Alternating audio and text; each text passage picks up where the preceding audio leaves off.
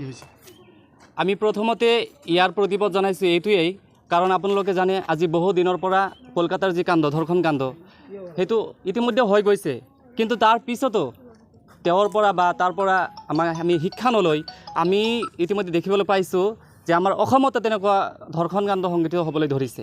গতিকে আমি আৰু বহি নাথাকোঁ, আমি ওলাই আহিবলৈ বাধ্য হৈছোঁ।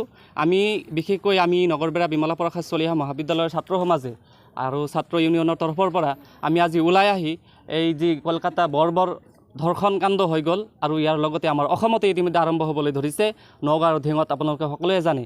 ইয়াৰ বিৰুদ্ধে আমি তীব্ৰ প্ৰতিবাদ জনাইছোঁ আৰু এই চগতেই আমি আমাৰ যি অসমৰ মুখ্যমন্ত্ৰী ডক্টৰ হিমন্ত বিশ্ব শৰ্মা ডাঙৰীয়া, আমি তেখেতলৈ অনুৰোধ জনাইছোঁ যাতে আমাৰ ছাত্ৰ আজি বহুত দূৰণিৰ পৰা কলেজলৈ আহিব লাগে, ৰাস্তা ঘাট বেয়া বা অকলে আহিব লাগে, গতিকে তেওঁলোকৰ সুৰক্ষা যাতে নিশ্চিত কৰে। আৰু ই যি ধৰ্ষণ কাণ্ড হৈ গ'ল ঢিঙত আৰু কলকাতা, বা বিশেষকৈ ঢিঙত যি ধৰ্ষণ কাণ্ড হৈ গ'ল, আমাৰ মাননীয় মুখ্যমন্ত্ৰী হিমন্ত বিশ্ব শৰ্মা ডাঙৰীয়াই তেওঁলোকক অনতিপলমে যদি এৰেষ্ট কৰিছে, তেওঁলোকক ফাষ্ট ট্ৰেক আদালতত শাস্তিৰ ব্যৱস্থা কৰি তেওঁলোকক শাস্তি কাৰ্যকৰী কৰিবলৈ আমি অনুৰোধ জনাইছোঁ।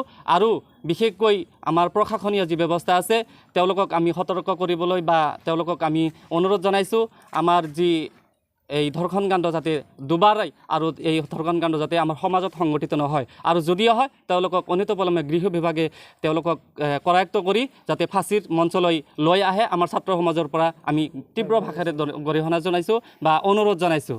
এইখিনিয়ে আমাৰ আজি বিমলা প্ৰসাদ চলিহা মহাবিদ্যালয়ৰ তৰফৰ পৰা আমি ছাত্ৰ সমাজে প্ৰতিবাদ কৰিবলৈ তাৰমানে আমি আগবাঢ়ি আহিছোঁ।